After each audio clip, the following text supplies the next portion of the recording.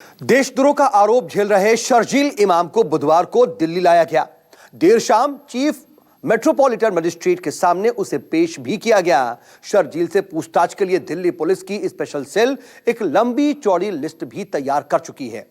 शर्जील से कई सवाल पूछे जाने हैं, लेकिन इस बीच शर्जील की गिरफ्तारी पर सियासत भी शुरू हो गई है। शर्जील का समर्थन करते हुए कन्हैया कुमार ने पुलिस की कार्रवाई पर सवाल उठाए हैं। तो देश के दूसरे हिस्से से अलग करने वाला बयान देने वाला शर्जील इमाम सीएए और एनआरसी के खिलाफ देश के कई जगहों पर लोगों को भड़काने का आरोपी शर्जील इमाम, शाहीन बाग का सूत्रधार माना जाने वाला शर्जील इमाम, जामिया से जेएनयू तक सीएए के खिलाफ विरोध की चिंगारी भड़काने का आरोपी शर्जील, देश में अराजकता का माहौल पैदा करने का आरोपी शर्जील इमाम अब दिल्ली पुलिस की गिरफ्त में है। बुधवार को शर्जील इमाम को पटना से दिल्ली लाया गया, लेकिन जब पेशी के लिए दिल्ली पुलिस उसे साकेत कोर्ट लेकर पहुंची तो उनका सामना शर्जील का विरोध कर रहे वकीलों से हो गया। नहीं है, प्रशासन को चाहिए। लिहाजा शर्जील को चीफ मेट्रोपॉलिटन मजिस्ट्रेट के घर पर पेश किया गया। प्रशासन को चाहिए तुरंत की तुरंत अच्छे सेक्शनों में उसके खिलाफ कार्रवाई की जाए और ऐसे आदमी को जेल में रहना ही चाहिए। अब वो 2 दिनों में जब गिरफ्तार हुआ है, उसकी वीडियो जिसमें वो कहता है आसाम को देश के खिलाफ, आसाम को देश से अलग करने की बात जो वो करता है, ऐसे लोगों को देश में रहने का कोई अधिकार नहीं है। दिल्ली पहुंचने के बाद रोड के पेश किए गए 4 साल हो गए हैं, अभी तक जो है उस पर कोई कार्रवाई नहीं हुई।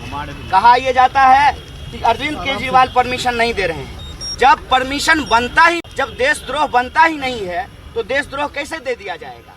एक बात यहाँ स्पष्ट कर लीजिए, कोई इंसान यदि भड़काऊ भाषण देता है तो उसके खिलाफ अलग अलग धाराओं में मुकदमे हो सकते हैं। जैसे अभी जो देश के राज्य वित्त मंत्री हैं अनुराग ठाकुर, उन्होंने गोली मारने की खुलेआम बात की तो इलेक्शन कमीशन ने उनके ऊपर कार्रवाई किया, लेकिन उनके ऊपर देशद्रोह का मुकदमा नहीं किया।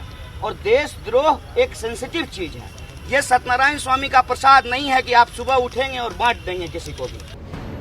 कन्हैया कुमार और शर्जील इमाम दोनों ही जेएनयू से ताल्लुक रखते हैं, लेकिन इनकी आपस में नहीं बनती है।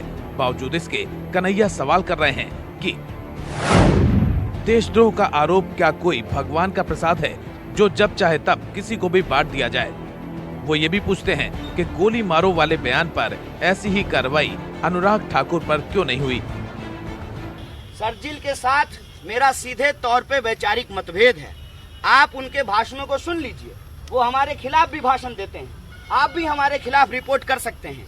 लेकिन अगर हम कानून की बात करेंगे, न्याय की बात करेंगे, तो जो सही चीज है, जो ऑब्जेक्टिव चीज है, वो बात हमको करना चाहिए।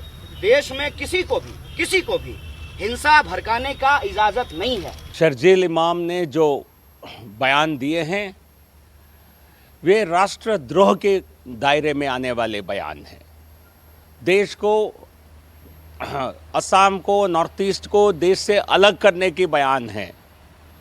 उसके निंदा करने के बजाय बृंदा कराट, केजरीवाल, राहुल गांधी जैसे सभी लोग कहीं न कहीं उनके समर्थन करते दिखाई देते हैं। इस बीच शाहीन बाग के प्रदर्शनकारियों ने शर्जील इमाम से खुद को अलग करते हुए कहा है कि इस प्रदर्शन से शर्जील का कोई लेना देना नहीं है। इस गिरफ्तारी से ना तो उन्हें कोई हैरत है, ना ही कोई परेशानी है। लेकिन वामपंथियों के प्रभाव वाली जेएनयू टीचर एसोसिएशन ने बयान जारी कर शर्जील पर देशद्रोह के आरोपों को गलत बताया है। बहरहाल शर्जील की सुरक्षा पर विशेष ध्यान दिया जा रहा है। तकरीबन 40 से 50 पुलिस वाले हर वक्त उसकी निगरानी कर रहे हैं।